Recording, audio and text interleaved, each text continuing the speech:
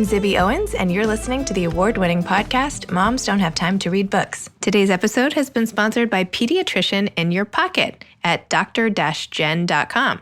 Dr. Jennifer Trachtenberg is a mother of 3 and a 20-plus year pediatrician, board certified, who has culled all of her amazing advice and made a series of 5-minute videos on everything from feeding and sleeping to safety and all types of parenting issues, which basically every parent out there can use, especially in the middle of the night when you can't reach your pediatrician. So this is like a must do, and she's offering a discount to everyone with code PIP20. PIP20 is the code to get 20% off of all of her modules. So definitely go to dr-jen.com and check it out. It's also on a link in my website too, zibbyowens.com. I'm excited to be interviewing Melissa T. Schultz today, who's a writer and the acquisitions editor for Jim Donovan Literary, an agency that represents book authors. She's written about health and parenting for the New York Times, the Washington Post, Newsweek, Reader's Digest, AARP's The Girlfriend, Today.com, and many other publications. Her memoir, self-help book, From Mom to Me Again, How I Survived My First Empty Nest Year and Reinvented the Rest of My Life, was published by Sourcebook in 2016, and named one of the 3 inspiring reads by Parade.com. Melissa recently co-founded Card Sisters, a new line of greeting cards for women. The tagline is, "Women friends are sisters at heart." So welcome, Melissa. Thanks so much for coming on Moms Don't Have Time to Read Books. Thank you. I'm happy to be here. Can you please tell listeners what From Mom to Me Again is about and what inspired you to write this amazing book? Of course. The book is written for moms with kids in junior high and up, and it's really about the process of letting go and learning to move forward. There's lots of storytelling from me and other moms. There's interviews with professionals like therapists, researchers, and job counselors. And it's part memoir and part self-help. I talk a lot in the book about the ups and downs that are part of the journey and the areas of life that the journey touches on, like friendships, marriage, careers. And I wrote it because although I found lots of books that talked about life after the kids leave, I couldn't find any to help prepare me before they left. So I turned, to books as a resource. And I had done that throughout my kids' life. So I could make better choices, more informed choices to understand their needs, beyond what may come naturally to me. But the big thing was this. As long as I'd been a parent, even with my work, even as a daughter, as a sister, as a wife, I considered myself a mom first and foremost. But with my kids moving out and up, I needed to rethink that whole view. And I created this blog, a weekly blog, to explore it all called the Preempt Chronicles. I pitched it to the Huffington Post, and luckily they said yes. And I wrote the blog for about a year before my youngest left for school. And then the book evolved from there. And as it turned out, it really was the beginning of a new chapter for me. Writing the blog and eventually the book, it kind of allowed me to step back from all the emotion of the change and the transition and kind of tap into my inner Spock. And I was able to explore lots of the parts of life that the transition impacts and then share what I was learning with other moms, kind of to keep them ahead of the curve and hopefully to validate their feelings as well. You said that this book is for, junior high and up, but I disagree. I think this is for any age parent, or because this is really about how to savor the time you have and strategies for doing that. And it's also just about the things that happened in your life as happened in various ways in other people's lives along the way and how you bounce back from that. So I think you're selling yourself a little short by limiting the mom audience, but that's just my 2 cents. Well, thank you. I mean, there are a lot of essays, as you read, that talk about when they're younger and, from the time that we meet them, so to speak, right through when they're off and out to school or wherever they're going to. So yes, in that sense, I would totally agree. You have a really great moment when your sons had both left for college and you wrote, "Though my heart was full after all, they were both on their way to achieving their dreams, it was also broken. I'd been demoted from the best, most fulfilling, most challenging round-the-clock job I'd ever had to a lesser, still undefined role in my children's lives. It's not as if I didn't know it was coming. I just never imagined I could feel this wonderful and horrible at the same time. Tell me a little more Yeah. about that moment. Yeah, it's actually hard for me to even hear that again. Well, time was different for me. Children have a way of having these schedules in this life. And, 3 o'clock meant something to me that it didn't mean to me in my 20s. 5 o'clock meant something to me that it didn't mean to me in my 20s. And when they left, I couldn't get over how differently time works. So initially, it was just this giant rush, like, you eat a piece of chocolate and it's just fantastic. And you say, isn't this great? And then all at once at the same time, it was this sort of, oh, snap. I'm not going to be part of the small, sweet, magical moments that kind of add up and were ours as a family. And it was those little moments that taught me about love in a way I'd never known before.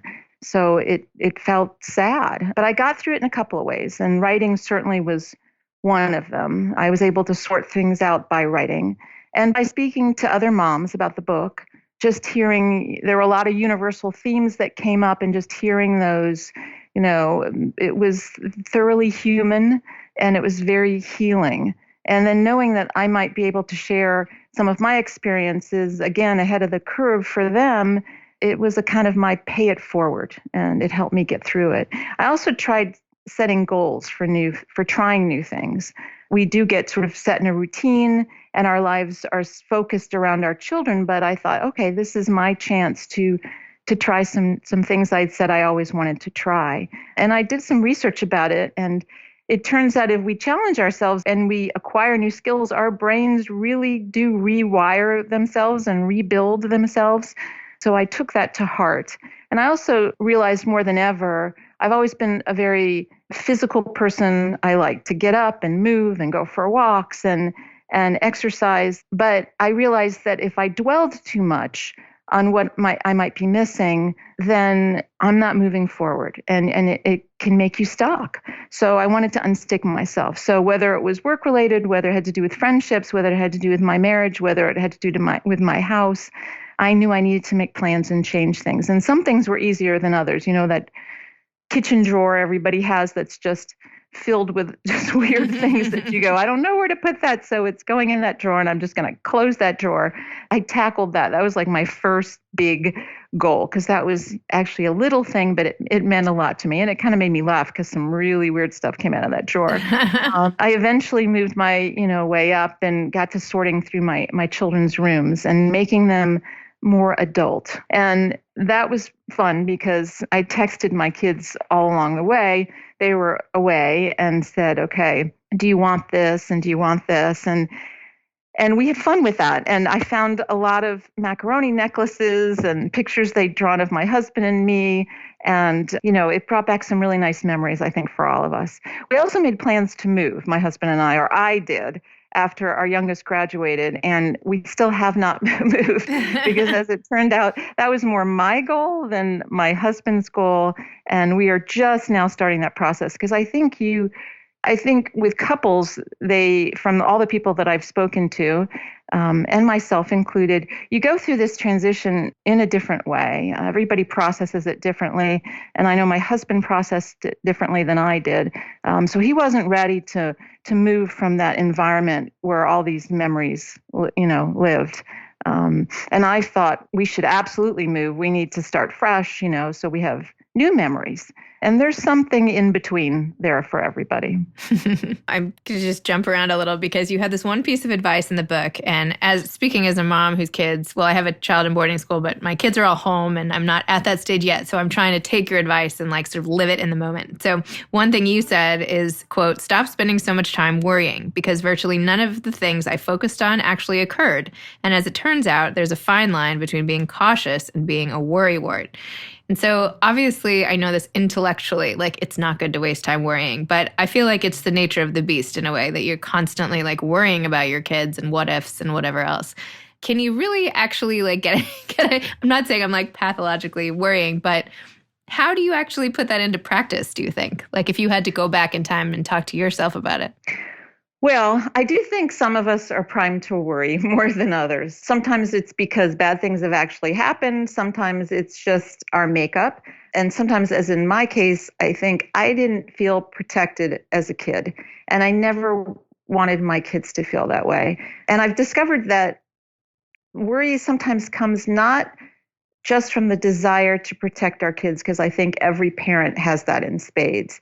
But I think the need to feel a sense of control is what it's all about. And if we can control, we can prevent. But, as my kids love to text me, ha, ha, ha, like that was it. Life definitely plays by its own rules. So my best advice is just do what you need to do to feel prepared. Because when I would prepare for things, it felt like the concept of insurance. You buy insurance, you do your research, you buy insurance, and then you need to just go live your life. And so I told myself that if I could just plan enough so that, I take care of the what ifs that I can control and realize there's a whole bunch of them that I can't, that the insurance isn't going to cover, then I just need to go ahead and live my life.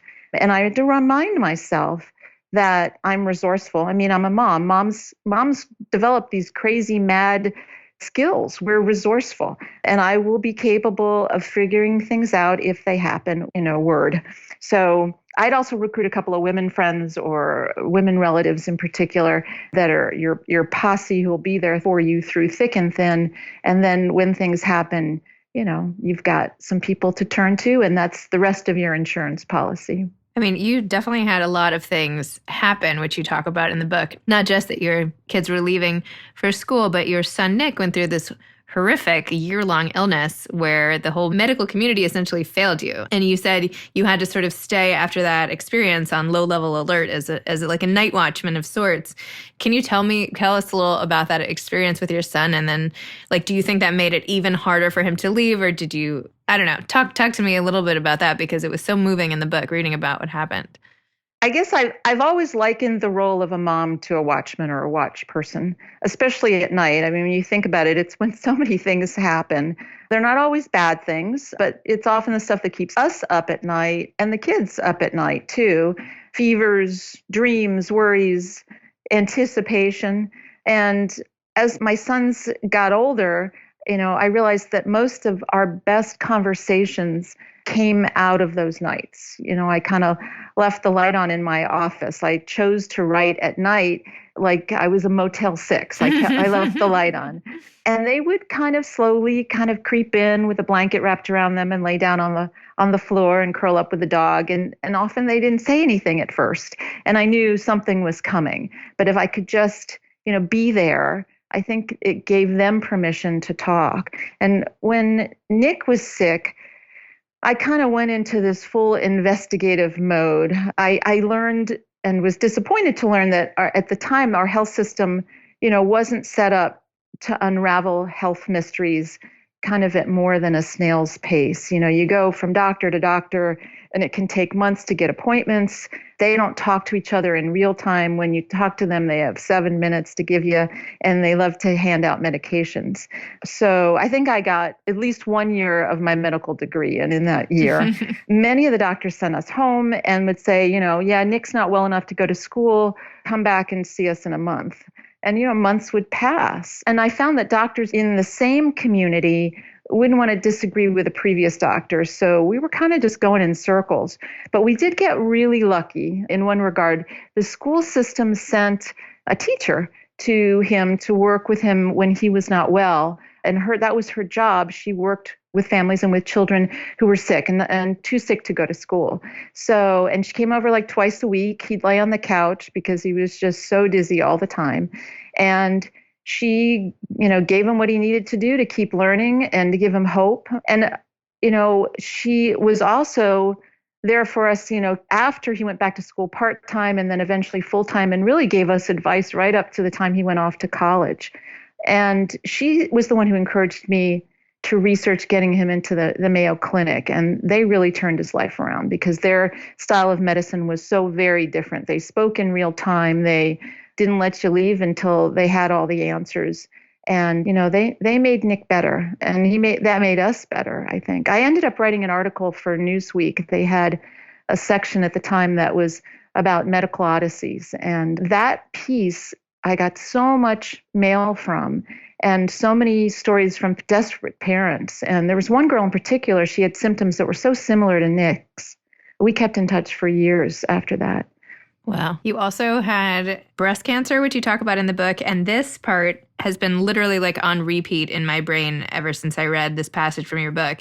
You said, I do wonder if the stress of my particular personality, being the pleaser, the responsible one, uber tuned into everyone's feelings, didn't contribute somehow to my breast cancer having the opportunity to grow. Okay, talk to me about this. Like, is it the stress? Is it the people pleasing? Do you actually think that is it the stress causing the inflammation? Like, tell me about this and how, if you have this personality type, can you avoid having this personality type? Yeah, you're kind of stuck with it, I think. And it's not a bad thing, I think, because it also, your antenna's out. So I think, you're much more tuned in to you, your children, your whole family and your friends. I mean, you're going to be that person that people go to, and you'll identify things. Just for the record, I wrote an article about this, about what not to say to someone with cancer. I don't think anyone should ever tell somebody or imply to someone who has cancer that they gave it to themselves. It's blaming the victim, and it's very hurtful, and it's not true. That said, looking back, as you often do when you have a diagnosis and you have time on your hands that you didn't expect to have, I do think if we wear ourselves down, and moms tend to be the great multitaskers, right? We often don't get enough sleep. We take on more and more. We basically don't take time for what lots of people call self-care. Well, I mean, something's got to give, and our immune systems often pay the price. So when they pay the price, I think it does provide that opportunity for things to happen. And in the case of my breast cancer, I was told when I was diagnosed, this has probably been growing for 8 years. It takes. So it's sort of quietly doing its thing. And that was a lot of time that I wish I, could take back and perhaps learn to find ways to quiet myself and have time just for myself and find that balance. I always found that difficult to be the mom I wanted to be and not be available all the time. But I did at some point realize that I'm a better mom if I can take some time for myself. And I don't mean disappearing for huge chunks of time from my kid's life, but just finding those moments. Sometimes 20 minutes is all you need, but I didn't do enough of that. I'd recommend that every mom take an honest look at their life, right now and the way you live. Is there room for improvement in terms of finding that time? Can you draw more boundaries between work and home? If you work at home, can you keep that door closed for a little bit longer? Anyway, also eating chocolate. That does wonders for me. That's like my main coping strategy, basically. I'm like, wait, you're supposed to have a boundary between work and home? What? No. Yeah. And I grew up that way. So my father was a very dynamic man, and he was always, working, and he worked a lot from home, and there were no boundaries. So to me, that was normal. But then I kind of met other people who had the opposite life, and I thought, oh, you mean this is how other people live? Your father doesn't work at 11 o'clock at night, and in those days, he had a separate phone line that was literally a red phone. It was like the red phone was ringing and somebody really important must be calling. And, he did an all-night radio talk show. And so, our house was it was 24/7. So I think there's a way to find balance that he would have appreciated, I think, today. I don't know. When you find balance, you let me know. But I just want to read one last quote. And I know I keep quoting, but some books you just have to quote from a lot. Your relationship with your dad, which you were just touching on, you wrote about it. You said, sometimes after we grow up, we figure out that the people who were charged with taking care of us were not necessarily ready for the role, which I think says a lot about parenting. Some people aren't ready. Some people aren't maybe. Well, anyway, let me let you talk about it, not me. Oh, yeah. When I was an adult, and this is the way it often works, right? We get to know our parents better. And a lot of the time, he died when I was younger. And I wish I had figured out more about his life when I was younger to kind of give it more perspective. But as an adult, I learned to understand some of the reasons that maybe he parented the way he did. His parents were not very involved. They weren't very loving, at least not in the way our generation, I think, has come to know. And the effect of that can often make us want to parent differently. He had emotional issues, I think, that were genetic as well as, his upbringing. And those issues were enabled by the people around him, people who I think could have made a difference in his life and ultimately mine. But again, times were different. People didn't talk as much about feelings. And I think he suffered. And as a result, I suffered. He could be wildly funny. He was brilliant in many ways. He was charming. And it was confusing. Our house was chaotic. There were no routines. We had constant company. I actually wanted someone to say, I know how much kids hate this, but like, where are you going? And, to pay attention to the answer. But he was, very self-focused, and our lives revolved around him and his moods. And I thought all dads were like that. When I became a parent, I ended up parenting just really differently. And I learned during interviews for my book that actually had a name. It was called revisionist parenting. And I wanted to parent differently. I wanted my kids to feel protected, to feel valued, and most importantly, to feel wanted. And I think everybody deserves that. He deserved that. And I wish as a family it had been addressed, because with the right diagnosis and treatment, I believe our lives would have been very different growing up. Wow.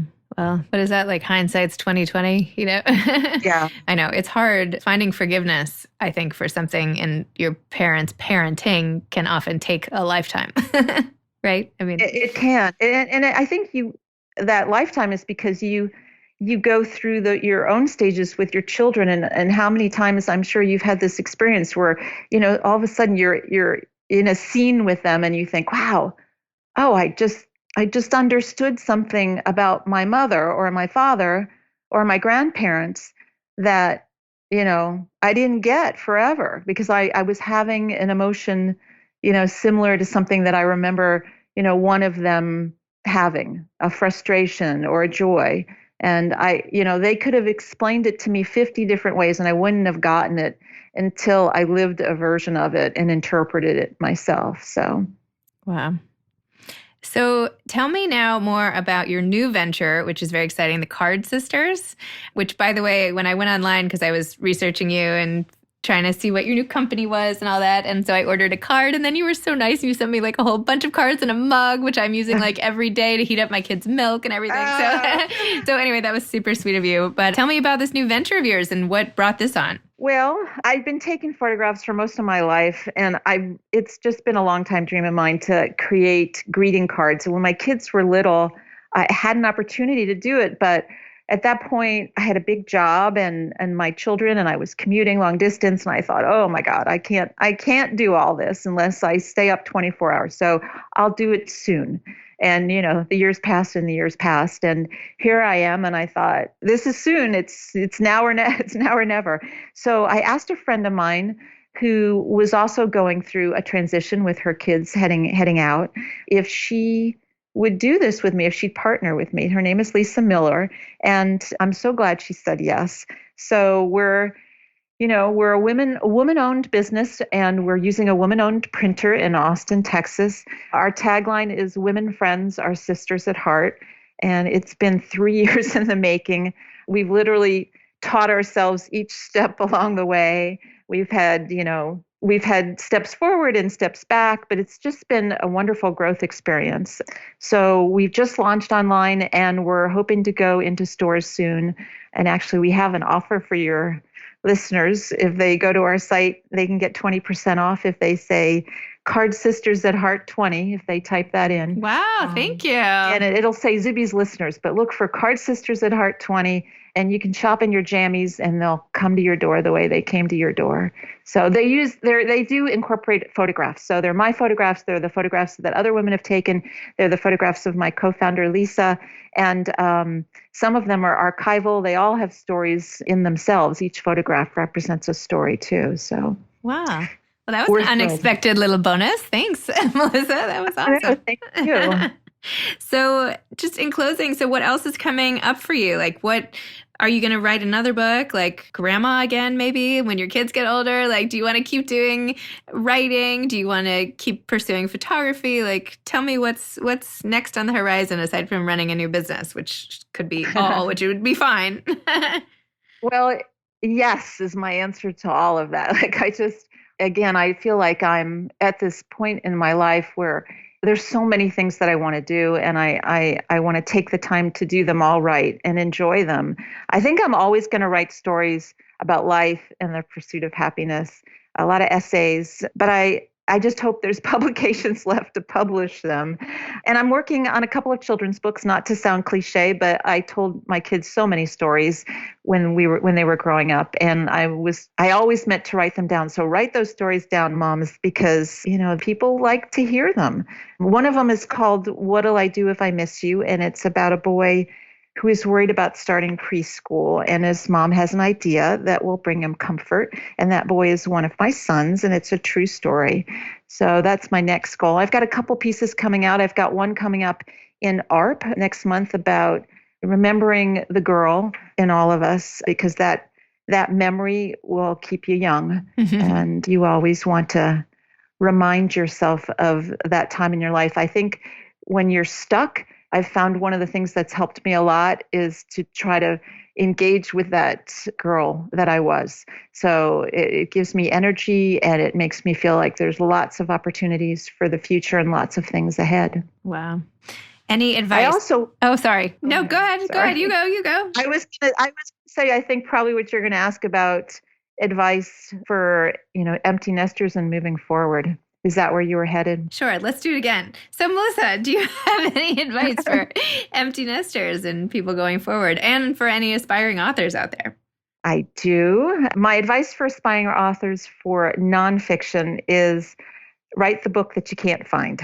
The book that if you were on a dating app, it would show you're just perfect for that person. That's your book.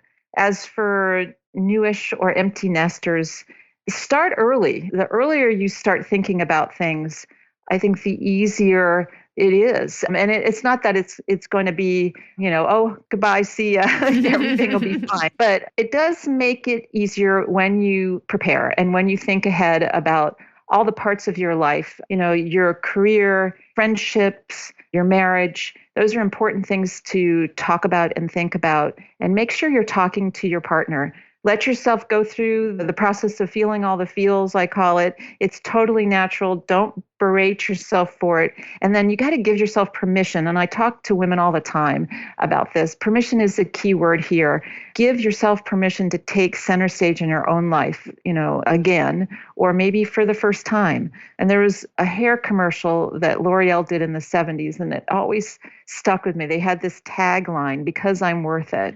And it stuck with me even before I understood what it meant. Because you're worth it, isn't it? Because you're worth it. It's because I'm worth it. She actually says because I'm worth it, but I think eventually it morphed to become because I'm worth it. But that is the thing. You are worth it. And I think moms often feel as if the focus is 100% on the children, and that's different for everybody. But I think in order for you to be the best mom to them, you do have to remind yourself that you're worth it, and take the time to figure out what makes you happy, because when you're happy, they're happy. I'm feeling like you have a partnership in the works now with L'Oreal. I mean, what do you think? I know. I've got these little grays sprouting through. So yeah, I may have a partnership in a different way very soon. Well, thank you so much for coming on Moms Don't Have Time to Read Books, and for this beautiful book that you wrote that was really, really helpful for me. So thanks. Thank you. Thanks for having me. Thanks for listening to Moms Don't Have Time to Read Books, the award-winning podcast. Today's episode of Moms Don't Have Time to Read Books was sponsored by Pediatrician in Your Pocket by Dr. Jennifer Trachtenberg, dr-jen.com.